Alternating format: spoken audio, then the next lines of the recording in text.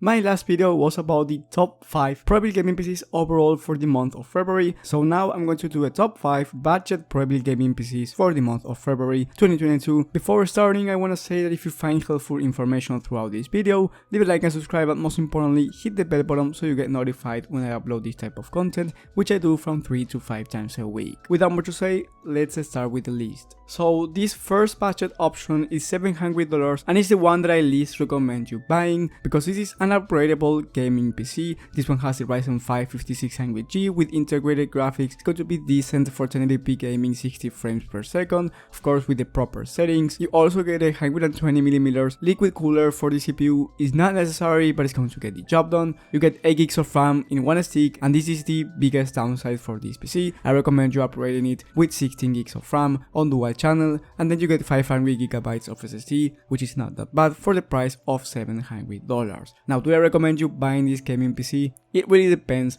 on every situation. If you want an upgradable prebuilt PC in the future, then I think this one is going to be the right one for you, but a PC build is going to be a much better option on this case, because for $700 you can actually build a gaming PC that is upgradable as well with better quality components than this one. So I recommend you building a PC by your own if you have this budget and you want an upgradable PC. If you want a PC for performance, then I recommend you a prebuilt PC, but I'll talk about that in a second. But if you want an upgradable PC, I recommend you building it by your own. It's going to be a much better option than buying a prebuilt PC at this point. But if you don't want to build it by your own, I think this one is going to be the right choice for you. The next one actually is going to be the same one, but a newer version. This one has the AMD Ryzen 7 5700G, so you will get a better CPU for the future. It's going to be better for multitasking, streaming. It's going to be better for those integrated graphics as well. Not by a big margin. It's actually not going to be noticeable, but it's going to be better anyway. This one is an 8-core 16-thread CPU, so like I said before, for streaming it's going to be much better, and it's going to be much better for video editing, 3D rendering, and a lot of high demanding CPU programs. You also get a better cooler. You get a 240mm instead of the 120 that you got in the other PC, and you also get 16 gigs of RAM, 3200MHz, so here you don't have to upgrade anything, and lastly you get 500GB of SSD. Now, if you're going to buy an upgradable prebuilt PC, I recommend you going with this one instead of the last one, because you get much better value. You get a better CPU, a better cooler, and also upgraded RAM. So if you're going to buy an upgradable PC, I think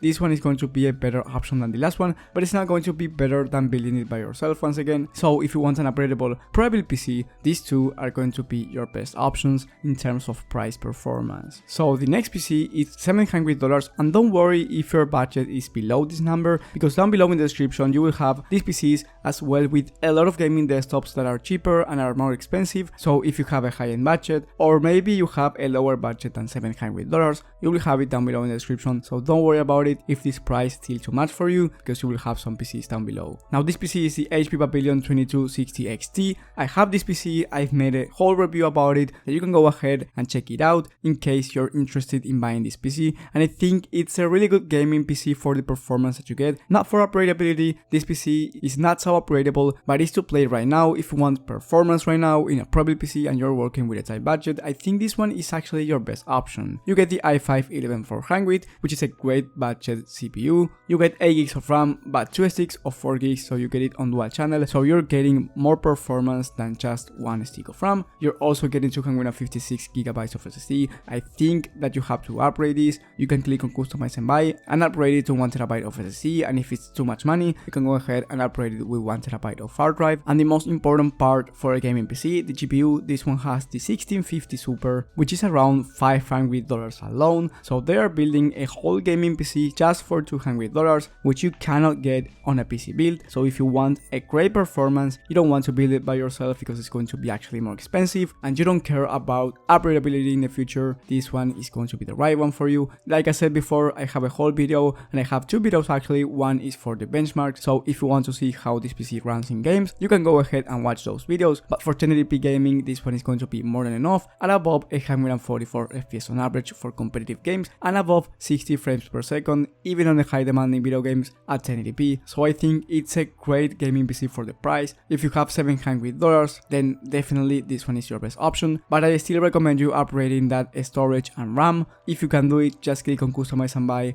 upgrade the storage, upgrade the RAM, and you're good to go. If you don't do it, don't worry about it. My benchmarks are with the base model, with this model that I'm showing you right here, without any upgrades, so you can see there if it's going to be the right one for you. Now, if you decide to spend $150 more, you can get another one from HP, but this one is the BigTooth 15L. Now, I have a video about this one too, and this one it's $850, but you get the i5 12400, which is a much better option than the i5 11400. Believe me that the 12th gen of Intel is much more improved, and you also get the GTX 1660 Super, which once again is going to be way better than the 1650 Super, so you get an upgraded CPU GPU combination that are going to be a much better option than the Pavilion that I showed you before, but the price is going to be $150 more expensive, so that is completely up to you if you want to spend more money or not on a gaming PC. I definitely do recommend you spending those $150 extra bucks because you're getting a much better performance, and the case design in my opinion is much cleaner and nice overall. This one for 1080p gaming is going to be way more than enough, and for those competitive games in the proper settings you're going to be able to average above 240 FPS,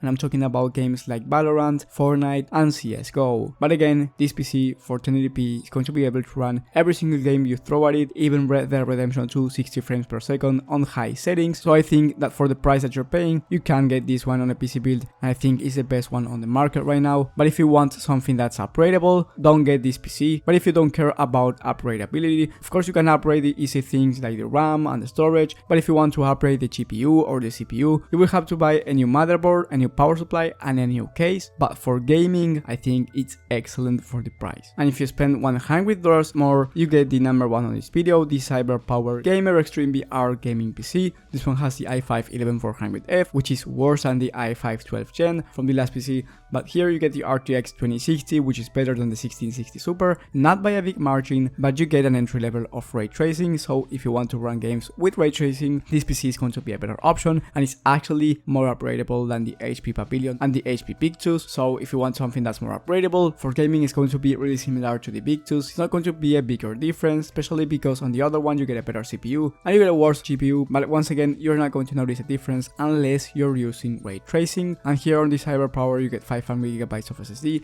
which is more than 256GB, but these are easy upgrades that you can make down the line. So this CyberPower PC I think is the best one on the list, but if you go with the HP BigTooth, I think it's a really good option too. It all really depends on your necessities. If you want something that's more upgradable, go with the CyberPower one, but if you don't really care about upgradability, I would actually go with the BigTooth 15L. Then this is because you save $100 for a gaming PC that is going to perform really similar to the CyberPower one, and for high demanding CPU games it's actually going to be better because of the i5 12th gen, and I'm talking about games like Far Cry 5 or CSGO. If you're playing one of those games, the BigTooth 15L is going to be better, but if you want something upgradable and that's going to be better for high GPU demanding video games, then the CyberPower one is going to be a better option. Now, for any of these gaming PCs, you're going to need a monitor, and I recommend you at least a 140Hz monitor. Don't worry if you don't know anything about this, I have a whole video around monitors that I uploaded recently that you can go ahead in the top right of the screen. I really recommend you watching that video if you are going to buy any of these PCs, because if you don't get the right monitor, then you're not taking advantage of the gaming PC, because if you're just with a 1080p 60Hz monitor or a 720p one, then you're not taking advantage of the quality and performance that these gaming PCs can provide. So I really recommend you watching those videos if you're going to buy any of these PCs. So thank you guys for watching. That was the whole video. Like I said at the beginning, if you found helpful information, subscribe, but most importantly hit the bell button, and if you have any questions, leave it in the comment section and I will reply as fast as possible. Thank you guys for watching, thank you for the support, and I will see you on the next one.